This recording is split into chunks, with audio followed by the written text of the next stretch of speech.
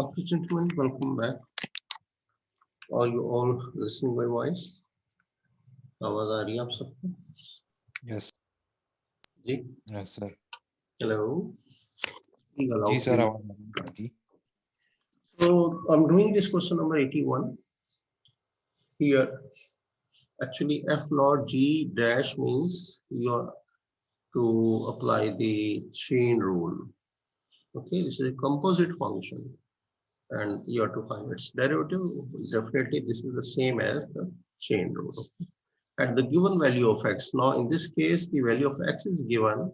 So first you will differentiate the given function, and then you will evaluate the derivatives value at x equal to 1. And that that is known as the slope of the function. Well, the composite function, first function is f of u. This is cotangent pi u by 10. Means pi by 10 is the constant, which is a multiple of u. If I differentiate this angle with respect to u, the derivative which I'll be getting will be pi by 10. Okay, pi by 10. U will become 1, remember. So u will become 1 with respect to u. So the angle's derivative will be pi by 10. Just I'm explaining it to you right now. Next function is given to you. U as a function of gx. This is 5 root x at x equal to 1. This much is given to you. Okay. Now df upon d, right here x. Okay, now कुछ चीजें और रखनी right here df upon dx. Or you write better. First you differentiate the f dash u, okay, derivative of u. So derivative of cotangent becomes minus cosecant square, whatever is the angle you write down, and then the derivative of the angle which I was explaining you, that u will become 1, so the derivative of the angle will be pi by 10. So this is the derivative of the function, that means f dash, okay. Then next is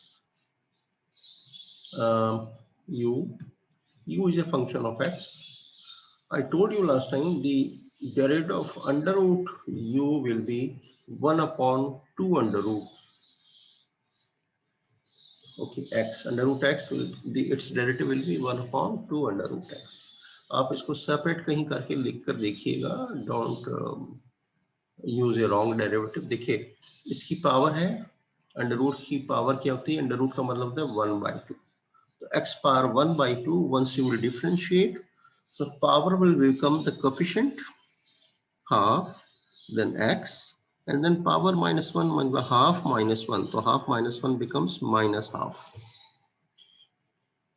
तो minus half जो है उसको हम नीचे ले आएंगे तो वो प्लस हाफ हो जाएगा और पावर हाफ होती है इसका मतलब है अंडर रूट एक्स. ओके, तो 5 will remain at its own place.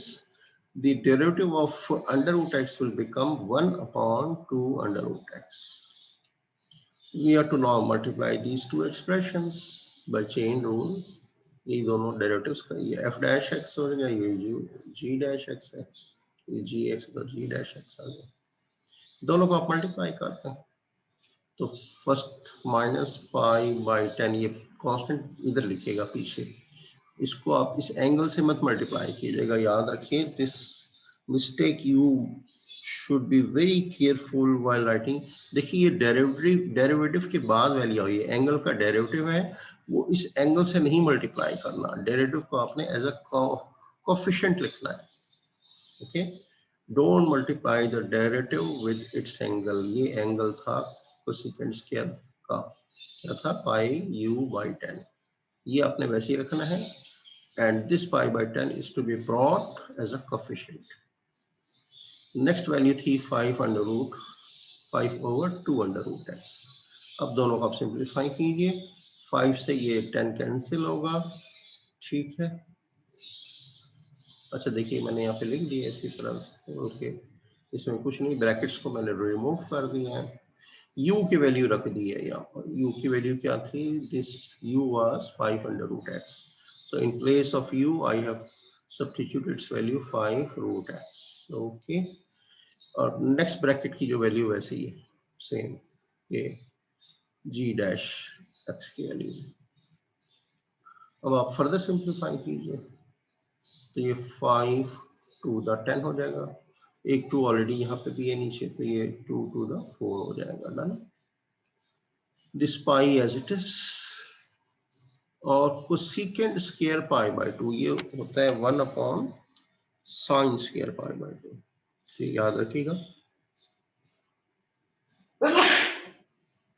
ये रेसिप्रोकल फंक्शन कहलाता है। Cosecant can be written as 1 upon sine, तो 1 बाई साइन पाई बाय 2, और उसका स्क्वायर लीजिए, साइन 90 जो होता है वो 1 होता है, तो साइन 90 का स्क्वायर भी 1 होगा, तो this cosecant square pi by 2 will be 1। तो अब आपके पास आंसर क्या बचेगा, माइनस पाई बाय 4 प्लस, ये आपका आंसर है। ये हमने कब रखा, x की वैल्यू को 1 रख दिया है, ये देखा ना, उसने कहा था evaluate that derivative at x equal to 1, तो यहाँ पे x को मैंने 1 रखा, यहाँ पे x को 1 रखा, ठीक है। लेकिन ये एंगल था और ये इसका डेरिवेटिव था, ये अंडर रूट एक्स, ये अंडर रूट एक्स कैंसिल नहीं हो सकता था, याद रखिएगा, do not cancel because this is the angle of cosecant square and this is the derivative of g x, ठीक है। ये चीज इससे नहीं कैंसिल होगी, याद रखिएगा, ठीक है। अब आइए, x की जगह हमने 1 रख दिया because he is asked you to evaluate this derivative value at x equal to 1। बाकी फिर आपने इसको सिंप्लीफाई किया, ये 5 टू द 10, यहाँ एंगल का एंगल वैल्यू ये 1 हो गया, तो ये खत्म हो गई ये term, 5 to the pi by 2 हो गया, और पाई बाय 2 90 डिग्री होता है। कोसेकेंट को आप नीचे ले जाए तो 1 ओवर साइन 90 होगा, स्क्वायर अपनी जगह है, साइन 90 is 1, उसका स्क्वायर भी 1 रहेगा, तो this term is 1, remaining minus pi by 2 here and 2 here in the denominator, pi by 4. So this is the slope you are getting for this composite function at x equal to 1. Anything not clear in this question, gentlemen? 81 की slot में भी और बहुत सारे इस तरह के question हैं, I'm sure you can do it, कोई मसला नहीं है, वही डेरिवेटिव लेना है, बार बार डेरिवेटिव लेना है, बस चेन रूल लगाया तो मल्टीप्लाई कर देना है, और दोनों को अलग अलग डेरिवेटिव लेना। अब ये थोड़ा सा इसी से ही मुतालिक है, डेरिवेटिव से, ये डेरिवेटिव्स की एक्चुअली एप्लीकेशंस हैं। इम्प्लिसिट फंक्शन, कि all of you are here और नॉट, मौजूद हैं सब लोग? हेलो सर, आप लोग सुन रहे हैं ना? देखो, आप सुनोगे तो आपके हक में बेहतर है ये चीज, तो ना अटेंड करना क्लास का तो ये कोई अच्छा ही नहीं है, छोड़ दें, आप कोई भी क्लास ना लें, आपके पर कोई पाबंदी नहीं है, but it will be adversely affecting your performance in the tests। सुना करो, ये नहीं कि भी टीचर ने तो नोट्स दे देना, हम उठा के सुन लेंगे दोबारा, वो की अपनी जगह है, लेकिन जो अभी आपके सामने डायरेक्ट डिस्कशन चल रही है वो भी इम्पोर्टेंट होती है। देखिए, 2 लफ्ज बता रहा हूँ, वो यहाँ लिखा हुआ नहीं मिलेगा, जो लोग लिखे हुए को ढूंढेंगे वो यहाँ पे नहीं लिखा हुआ है, तो जो मेरे वर्ड्स होते हैं उनको भी याद रखा करें। This is the implicit differentiation, implicit, and there is another word that's opposite to it, that is explicit, explicit, explicit, implicit। क्या फर्क है? anybody who knows? किसी को फर्क है? समझ में आता? explicit function बताइए पहले जी। can anybody tell me what is an explicit function?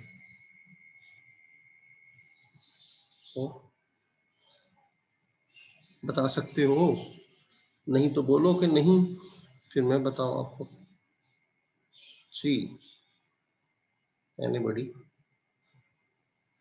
कौन बिल्कुल सुन है, सन्नाटे में आएगी,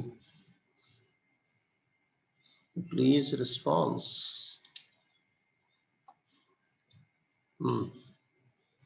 पता है किसी को? नहीं पता? नहीं पता तो मुंह से बोलो भाई। हाँ? अगर आप अपनी कम इल्मी का एतराफ करेंगे तो आपको कोई जाहिल नहीं कहेगा, एक चीज नहीं पता तो नहीं पता, कोई बात नहीं। लेकिन बोलोगे तो समझ में आएगा ना कि हाँ भाई नहीं पता। सुने अब, y equal to x square, ये किस चीज का ग्राफ है बताओ, जल्दी से बताओ। अगर मैं लिखूं y equal to x square, अगर आप इसको स्केच करोगे क्या ग्राफ आएगा, कभी सोचा है?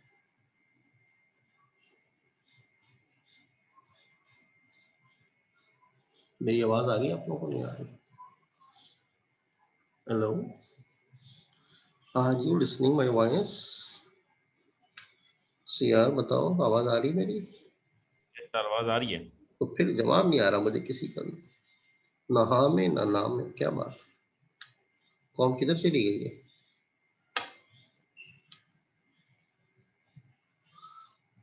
y equal to x square मैंने पढ़ाया अभी आपको, ग्राफ जहाँ सिखाए थे, बहुत सारे सिंपल ग्राफ्स पढ़े थे, फिर ट्रिग्नोमेट्रिक फंक्शंस के भी हमने थोड़े से ग्राफ कुछ किए थे।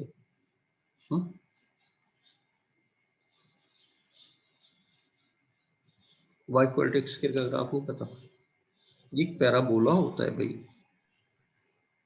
एक्स स्क्वायर है तो it is symmetrical to y axis, एक बाउल टाइप की शेप बनती है, इसका मुंह खुलता है y एक्सिस की तरफ, पॉजिटिव एक्सिस। माइनस एक्स होगा तो मुंह नीचे हो जाएगा। अगर x equal to y square होगा तो ये x एक्सिस के ऊपर नीचे खोलेगा, पॉजिटिव एक्सिस, इसका मुंह खोल रहा हूँ। इसके साथ माइनस लगा तो मुंह घूम जाएगा, इसका नेगेटिव एक्स एक्सिस पे चला जाएगा। ये सब तो बड़े स्टैंडर्ड कर्व्स हैं, आप लोगों को सारे बताएं। लग रहा है इम्तहान की तैयारी बिल्कुल जीरो है, ये सारे कर्व्स पढ़ाए हुए हैं, तो आप समझ रहे हैं ना कि हम बड़े अल्लामा लोग हैं, आखिर में उठा के देख लेंगे। मैं बार बार कह रहा हूँ, मेरे लेक्चर नोट्स काफी नहीं होंगे, कुछ दिमाग और खोपड़ी में भी डाटा होना चाहिए। एक दिन में सारे नोट्स पढ़ोगे तो याद क्या रहेगा, थोड़ा थोड़ा करके नहीं याद रहता आप लोग। देखिए, ऐसे वो फंक्शन जिसमें x और y टर्म्स अलग अलग की जा सकती हो आसानी से, they are known as explicit function, अलग अलग आसानी से हो जाए। जैसे मैं लिख रहा हूं y plus 1 equal to 3x minus 4, तो सारी टर्म्स को एक साइड पे ले जाएं और y को एक तरफ रख लें, रख सकते हैं ना। y इक्वल टू हो जाएगा 3x माइनस 5 हो जाएगा। तो x terms have been brought to the right side और y terms is kept on the left side। ऐसे फंक्शन को हम explicit function कहते हैं, where the two variables can be separated easily। लिख लो कहीं, लिख लो, आज तक तो पढ़ा था, टीचर ने जरूर बताया होगा, लेकिन आपको याद कहाँ रहता है। Note down, an explicit function is a function in which the variables can be separated easily, where the variables can be separated. One variable you keep on one side, another variable you shuffle to the other side। y equal to 3x square plus 4x minus 9, ये भी explicit function है, सारी x की terms right side पे हैं, y left पे। y square minus 7y plus 2 equal to 3x power 4 minus 4x plus 7, ये भी explicit function है, because all the y values are on the left side, all the y values are on the x values are on the right side, so explicit। लेकिन अब देखिए आपके सामने एक function ये आ रहा है क्वेश्चन में, ये क्वेश्चन 5 मैंने लिखा हुआ है, तो आप देखिएगा कि इसमें हम x को y से जुदा करना चाहें तो नहीं हो सकता, मुश्किल होगा। तो ये देखिए मेथड क्या है, differentiate both sides of the equation with respect to x, treating y as a differentiable function of x। हम y को भी डिफरेंशिएट करेंगे, अगर y स्क्वायर आ रहा है तो इसका डेरिवेटिव क्या होगा, 2y, उसके साथ मल्टीप्लाई होगा dy अपॉन dx, क्योंकि y is a differentiable function of x, और x with respect to x तो फिर वो तो 1 हो जाता है dx अपॉन dx, लेकिन y है तो वो dy ओवर dx लिखा जाएगा। तो ये चीज उसने बताई। दूसरा है collect terms with dy over dx on the one side, यानी लेफ्ट साइड पर ले आए, and solve for dy over dx। बस ये इसका प्रोसीजर है। अब इक्वेशन ऐसी है आपके पास कि जिसमें x और y को हम आसानी से अलग अलग नहीं कर सकते, हम y को लेफ्ट पे और x को राइट पे नहीं लिख सकते, ठीक है।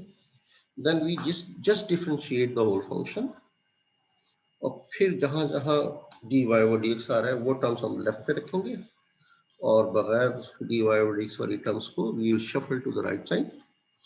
फिर dy over dx को कॉमन निकाल लीजिए और जो कोफिशिएंट आ रहा है उससे डिवाइड कर दीजिए। देखिए in front of you at page 175 exercise is 3.7 of your book, and by implicit differentiation you have to find dy over dx in exercise 1 to 16। these 16 questions हैं। I'm touching question number 5, शुरू वाले आसान है वो आप कर लीजिएगा। x square multiplied with x minus 5 whole square equal to x square minus y square। अब ये एक क्वेश्चन है जिसमें x और y they are very much interrelated with each other and it's not easy to separate, और जरूरत भी नहीं है सेपरेट करने की, आप इसको डायरेक्टली डिफरेंशिएट कीजिए। इसको हम कहते हैं इम्प्लिसिट डिफरेंशिएशन, जहां फंक्शन इम्प्लिसिट है जिसमें वेरिएबल्स को हम आसानी से सेपरेट नहीं कर सकते, such functions are known as implicit functions and we are to differentiate such functions, we call it the implicit derivative। Well, look here, on in this question the left hand side is a product of two functions, okay, u into v का formula direct लगा रहा हूँ, product rule लगा रहा हूँ। तो first function I am keeping as it is, first function is my x के। अब इसका डेरिवेटिव लेंगे, देखिए मैं इसका डेरिवेटिव स्क्वायर ब्रैकेट में लिख रहा हूँ, कैसे, पावर देन फंक्शन, फंक्शन पूरा ब्रैकेट में जो कुछ है, then power minus one, two minus one ये टू था, two minus one power one आएगी। Normally we do not write 1 as power, so it's understood the power is 1 into, अब derivative of the function, function में बार बार कहता हूँ whole power को हटा के जो कुछ हमारे पास ब्रैकेट में बचता है that is known as the function. अब इसका डेरिवेटिव लीजिएगा with respect to X, remember we are differentiating it with respect to X, so X का derivative with respect to X क्या आएगा 1, और y का उसने अभी ऊपर बताया था आपको कि y को डिफरेंशिएट जब करेंगे, because y is a differentiable function of x, so it will be written as dy upon dx। तो फंक्शन का डेरिवेटिव क्या बचेगा 1 माइनस dy upon dx। ये तो फर्स्ट फंक्शन हमने एज लिखा था एज इट इज, सेकंड का हमने ये डेरिवेटिव लिखा है स्क्वायर ब्रैकेट में, अब plus second function as it is, second function is x minus y whole square as it is, and the derivative of the first function x का derivative क्या आएगा 2x। ये तो हुई लेफ्ट हैंड साइड की derivative, okay. And now we come to the right side, x square का derivative हो जाएगा 2x, you know with respect to x ले रहे हैं, और माइनस y स्क्वायर का डेरिवेटिव क्या होगा, power function power minus one into derivative of the function, तो y का डेरिवेटिव लिखा जाएगा as dy over dx। y का डेरिवेटिव 1 नहीं होगा with respect to x, y का derivative with respect to x will be written as dy upon dx, dy upon dx। Now open the brackets and all the terms which are containing dy over dx you shuffle to the left, and the terms without dy over dx you shuffle to the right।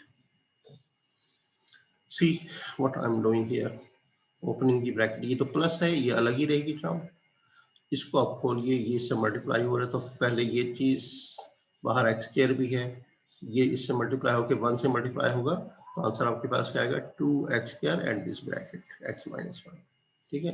बस you multiplied with 1, same term you multiplied with dy over ds, तो dy over ds as it is, minus बीच में है, और ये 2x square x minus 5, are you getting it.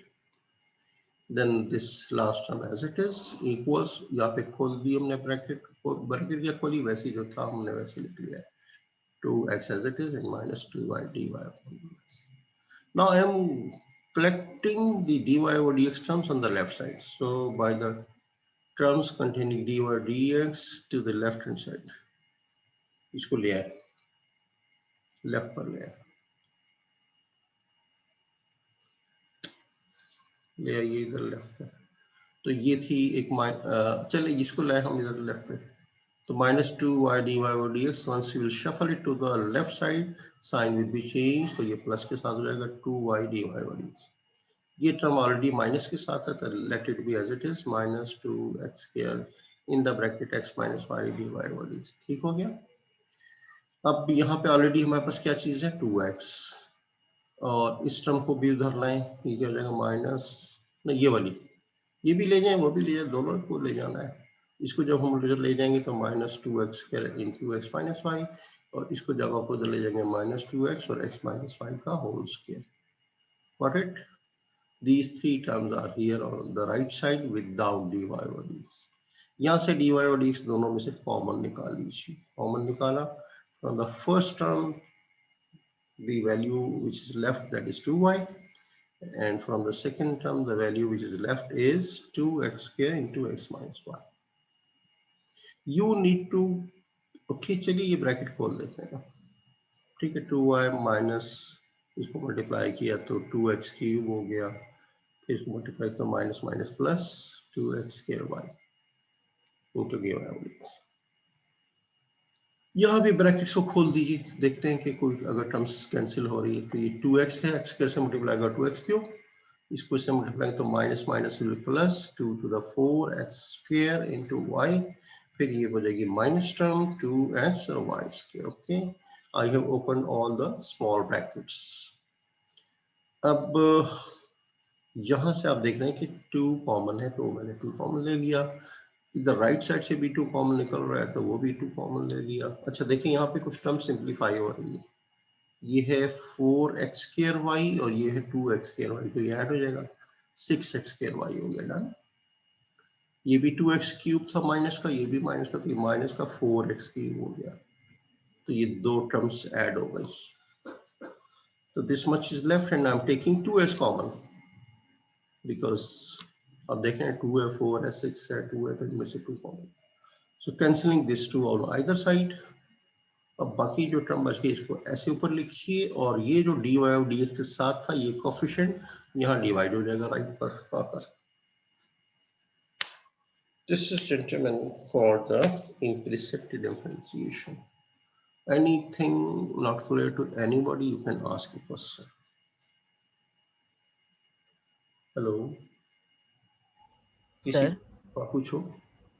Sir अगर हम with respect to y करें तो आंसर तो सेम आएगा. नहीं नहीं, देखो ये अगर मगर मत करना, अगर मगर बिल्कुल नहीं करना. आपको कभी भी वो आपको विद रिस्पेक्ट टू y करने का कोई क्वेश्चन नहीं देगा. लिहाजा वो दिमाग में ना एक वैसी खलल पैदा करने की जरूरत नहीं है. आपको हमेशा question with respect to x दे देगा या t दे देगा. ठीक है, y को वो कंसिडर करेगा as a dependent variable always. तो y के साथ dy ओवर dx आएगा या dy अपॉन dt आएगा हमेशा. ठीक है, y डिपेंडेंट वेरिएबल ही रहेगा, उसको इंडिपेंडेंट मत बनाओ. अपने लिए क्यों पंगा मनी कैरेट के करना चाहिए ना. जो चीज नहीं है वो नहीं है, जो चीज ये है ना पहले इसको तो डाइजेस्ट कर लो ना, ये समझ में आ गई. फिर अगर मगर की बात उस वक्त आती है, तुम लोग यहीं पे अगर मगर करते हो ना, तो उससे क्या होता है कि जो चीज अभी समझी है ना वो भी कंफ्यूजन का शिकार हो जाएगी. तो don't put those ideas which you, कहते हैं ना जिस गांव जाना नहीं है तो उसका रास्ता भी नहीं पूछो. हमने उस गांव नहीं जाना. We are not going to differentiate the function with respect to y. कहीं भी नहीं. पूरी एक्सरसाइज में आप देख लो, पहले पूरी एक्सरसाइज खत्म कर लो, उसके बाद फिर पूछना ये सवाल. Okay, this is question number 13. आसान सही है, मुश्किल नहीं है. देखिए y sin 1 upon y. 1 upon y in this case is the angle of sine, and on the right side is a very simple function y minus xy. ये कुछ आसान क्वेश्चन भी मैं आपके लिए कर रहा हूँ ताकि आप कहेंगे सारी मुश्किल तो नहीं है ना. Okay, on the left side you see this is a product of two functions, so we apply the product rule. First function as it is, ये y हो गया. sin 1 upon y का डेरिवेटिव देखिए, sin का पहले हम लेंगे derivative cos आ जाएगा, cos 1 upon y, और फिर 1 upon y जो है वो एंगल है, इसका डेरिवेटिव हमेशा याद रखिए बहुत अच्छी तरह, -1 upon y स्क्वायर होता है. हाँ याद रखिएगा, 1 over y का डेरिवेटिव -1 upon y. इसी तरह 1 over x का भी डेरिवेटिव -1 upon x स्क्वायर होता है. ये छोटे छोटे फिंगर टिप्स, वरना आप अलग लिखिए. देखिए ये 1 over y ही ना, तो y को ऊपर ले जाए, y की पावर क्या आ जाएगी -1. अब पावर को इधर ले आए कोफिशिएंट, फिर पावर -1 करेंगे तो -1 y की पावर -2 हो जाएगी. पावर -2 इसको नीचे ले आए तो y स्क्वायर हो जाएगा. ठीक है, तो -1 upon y स्क्वायर. ये तो वो चीजें हैं जो आपने अपने फर्स्ट ईयर में बारहा की होंगी. फर्स्ट ईयर में, फिर सेकंड ईयर में इस्तेमाल किया, फिर अभी आप दोबारा से पढ़ रहे हैं. तो आपको ये इसमें अगर कोई गलती करेगा तो बहुत अफसोस का मुकाम होगा. जी देखिए मैंने क्या किया अभी, फर्स्ट फंक्शन y को ऐसे रखा, साइन 1 अपॉन वाई का डेरिवेटिव क्या लिया है, कॉस 1 अपॉन वाई, और एंगल का डेरिवेटिव क्या हो गया 1 माइनस 1 अपॉन वाई, और जब भी y को आप डिफरेंशिएट करोगे तो dy अपॉन dx लिखना है। ठीक है, यहाँ मामला खत्म नहीं हुआ, अगर ये x में होता तो मामला खत्म हो गया था, लेकिन ये y में है, तो whenever you finish a y function you have to multiply it with dy upon dx plus, अब मैं सेकंड फंक्शन ऐसे ही रख रहा हूँ sin 1 अपॉन वाई, और डेरिवेटिव लूंगा फर्स्ट फंक्शन का, first function is y, its derivative with respect to x will become dy upon dx। Agreed, ये इसका बहुत ख्याल रखना है। Equals, on the right side 1 is a constant, its derivative will be 0, minus bracket शुरू कीजिए, इस प्रोडक्ट ऑफ टू फंक्शन, इसलिए चूंकि बाहर माइनस इसलिए मैं ब्रैकेट लगा रहा हूँ यहाँ। First function x as it is, the derivative of second that is y, इसका डेरिवेटिव क्या हो जाएगा dy over dx प्लस, फिर सेकंड फंक्शन आपका क्या है y, और derivative of the first function x का डेरिवेटिव क्या होगा 1। मैंने सिर्फ आपकी अंडरस्टैंडिंग के लिए लिखा, वरना किसी चीज को 1 से मल्टीप्लाई करने का कोई सेंस नहीं बनता, but nevertheless I am writing कि आप कहेंगे कि सेकंड फंक्शन लिख दिया तो फर्स्ट का डेरिवेटिव नहीं लिखा, फर्स्ट का डेरिवेटिव 1 बन रहा है, 1 से किसी चीज को मल्टीप्लाई करेंगे it will remain the same value, but nevertheless I have written here for your understanding. ये ब्रैकेट आप खोल दीजिए, ये क्या आ जाएगा माइनस एक्स डी वाई और dx, और ये माइनस वाई, ओके, ये -1 नहीं, ये .1 है, ये इसके साथ मल्टीप्लाई हो रहा है। ओके, इसको जरा सा रीअरेंज कीजिए टर्म्स को। मैंने कहा था, अब मैं आपको फिर बता रहा हूँ, don't commit this mistake, cos 1 over y, तो ये 1 over y is the angle of this cos, लेकिन ये -1 over y जो स्क्वायर जो लिखा है, ये cos का एंगल नहीं है, बल्कि ये इसका डेरिवेटिव है। डेरिवेटिव को हम शुरू में लिखते हैं फिर लाके, ठीक है, इसको आप यहाँ ला के रखिए। जब मैं इसके साथ मल्टीप्लाई करूंगा तो माइनस शुरू में लिखेंगे y, और ये y स्क्वायर जब कैंसिल होंगे तो 1 over y बचेगा आपके पास, cos 1 upon y as it is, plus sin 1 upon y यहाँ से बच रहा है, लिख लिया, और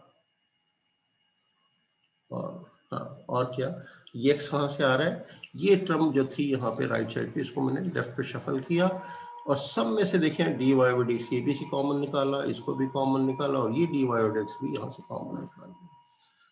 So in the squared bracket, these are actually the terms containing dy over dx, and I have taken dy over dx as common from all these three terms. On the right side, the only term which is left, that is -1, एक ही term। आपको dy over dx चाहिए, है ना? अच्छा ये देखिए ये y है, तो मैं इसका एलसीएम दे रहा हूँ, पूरे के नीचे एलसीएम लगा दिया, ये तो कैंसिल हो जाएगा, तो ये हो जाएगा माइनस cos 1 over y, ये y यहाँ भी मल्टीप्लाई होगा, और ये y इससे भी मल्टीप्लाई होगा। एलसीएम का तरीका यही होता है ना। So multiplying this second and the third term with y, और सबके नीचे हमने y लिख दिया। अब इस y को इधर मल्टीप्लाई करें, cos मल्टीप्लाई करें, या उल्टा हो जाएगा, ये पूरी ब्रैकेट जो है स्क्वायर ब्रैकेट उधर जाके डिवाइड होगी, डिवाइड करोगे तो ये y ऊपर आ जाएगा, सो माइनस y स्क्वायर हो जाएगा, और ये टर्म इसके डिनोमिनेटर में आ जाएगी। कौन सी term, y sin 1 over y, इसको बाद में लिख लो माइनस cos 1 over y, और प्लस yx या xy जो भी। Any step not clear to anybody? पूछिए। हेलो जेंटलमैन, कोई सवाल? जी, लग रहा है कॉम न सुन रही है न सवाल पूछ रही है, क्यों भाई, क्लियर सर। आ गया समझ में?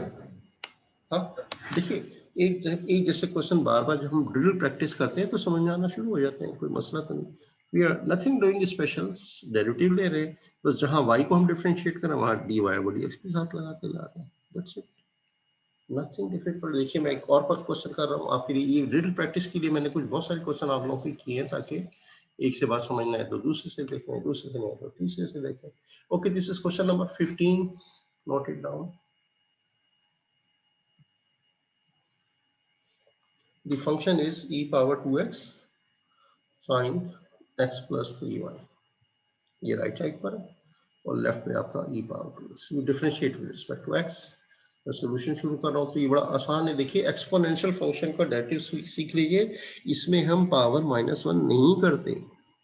This rule I have taught you, again is coming in front of you. और से देखिए एक्सपोनेंशियल फंक्शन का डेरिवेटिव क्या होता है, वो अपने पूरे डेरिवेटिव में खुद ब खुद पूरी टर्म मौजूद होती है और फिर हम इसके पावर के डेरिवेटिव से इसको मल्टीप्लाई करते हैं।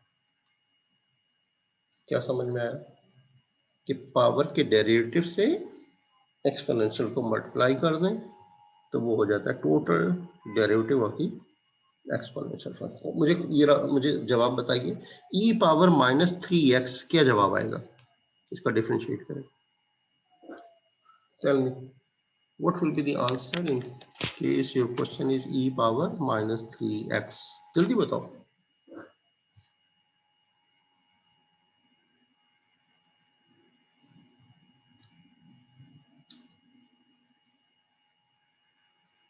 इतनी बड़ी क्लास है, सब खामोश बैठे हैं, क्यों भाई? Sir -3 e power -3x। बिल्कुल ठीक है, इसमें कौन सा फलसफा है, कौन सा मसला फीसा गौरस है, कौन सा पहाड़ खोदना पड़ता है? Dam simple.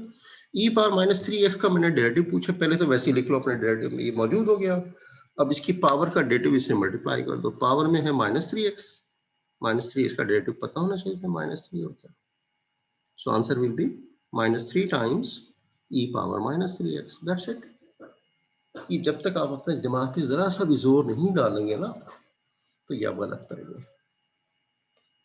ओके, डिफरेंशिएटिंग, तो ये e पावर 2x का डेरिवेटिव क्या हो गया, 2e power 2x on the left side.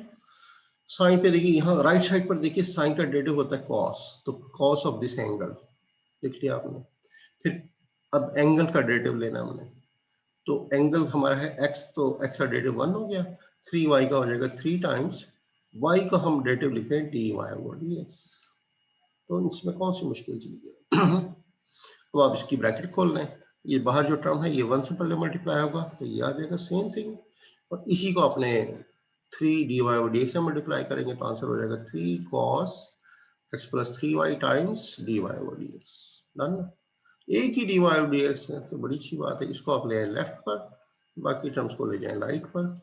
This will become minus, once you will bring it on the left side, -3 cos x plus 3y dy over dx this term, और ये already here है already right side पे, तो इसको ऐसे लिखना आपने cos x plus 3y, और ये टर्म जो आप शफल कर रहे हैं from left to the right, this will become -2 e power 2x, damn simple.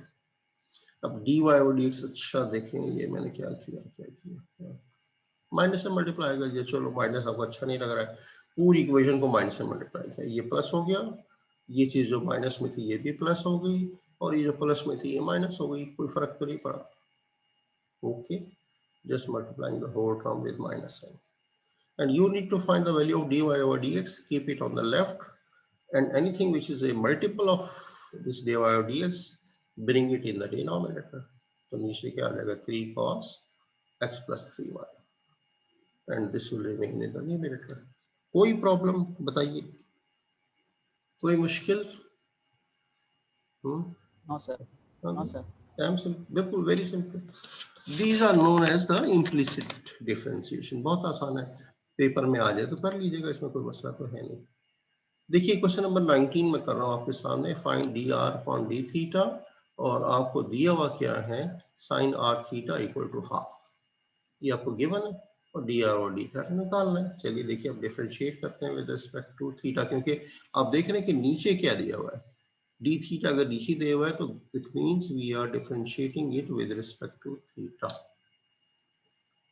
Okay, तो आप साइन का पहले डेरिवेटिव लेंगे तो क्या बन जाएगा, cos r थीटा, अब ब्रैकेट में लिखें।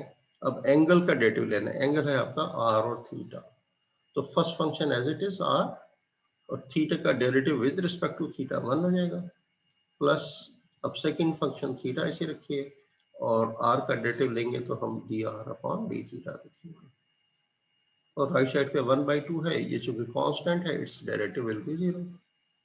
ठीक है, ब्रैकेट्स को ओपन कर दें, ये r से मल्टीप्लाई हो जाएगा r cos r theta plus इसको मल्टीप्लाई करेंगे तो ये जाएगा theta times cos r theta into dr upon D theta. So dr upon D theta वाली टर्म तो इधर ही रखी अपने पास लेफ्ट पे and shuffle the other term on the right side. ये जाएगा minus r cos r theta and thus simply divide with the coefficient of dr upon d theta, that is theta cos r theta will go in the denominator। और मजे की बात ये ऊपर भी है नीचे भी है तो cos r theta will be cancelled in the numerator and denominator। बचा क्या आपके पास minus r upon theta, that is the answer, minus r upon theta। उसने ही पूछा था dr upon d theta की कीमत निकालिए, ये है dr upon d theta and the answer is coming to be minus r upon theta। कोई problem? Yes, young man, anybody having any problem? किसी को कुछ चीज समझ ना आई हो पूछो भाई। हाँ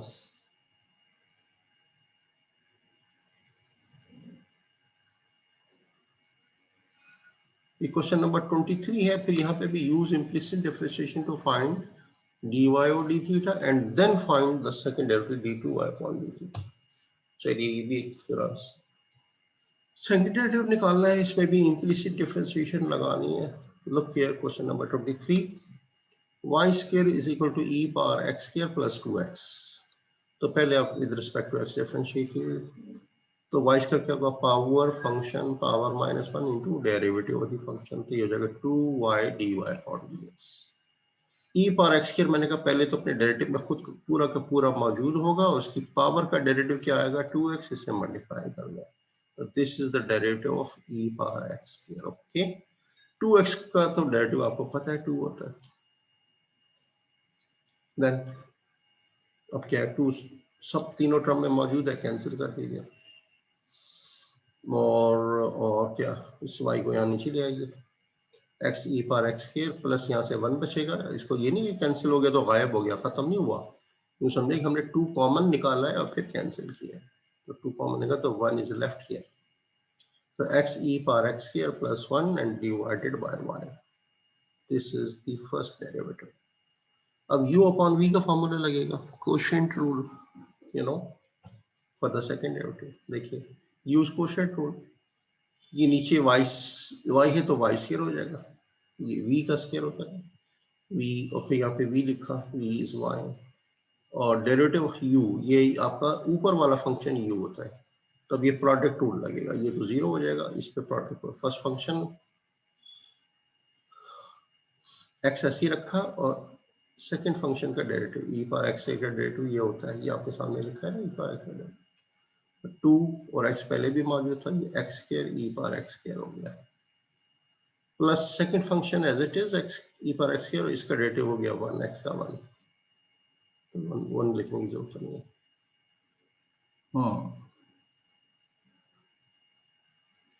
ये तो हो गया v इंटू यू डैश, ठीक है, अब माइनस, अब u आपने वैसे लिखना है, u होता है ऊपर वाला फंक्शन, ये ऐसे लिख दीजिए x e power x square plus 1 into derivative of v, ये y का डेरिवेटिव होता है dy अपॉन dx, ठीक है, मैंने dy अपॉन dx लिख दिया।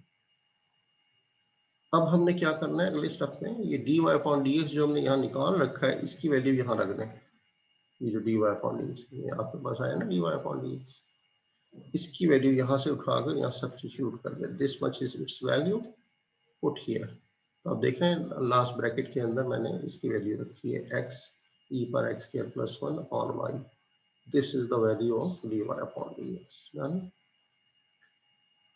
ये जब सेम चीज है ना, ऊपर दोनों ब्रैकेट सिमिलर है तो पावर क्या हो जाएगी 2, once bases are same powers can be added. इसकी डिनोमिनेटर y है, अगर आप एलसीएम ले रहे हैं थ्रू आउट y तो ये y इससे मल्टीप्लाई हो जाएगा y square and in the whole will be y in the denominator। अगर आप नहीं लिखना चाहते तो बस इसको आप पावर 2 करके नीचे y लिख देंगे सेकंड टर्म में और ये first term as it is. choice is yours।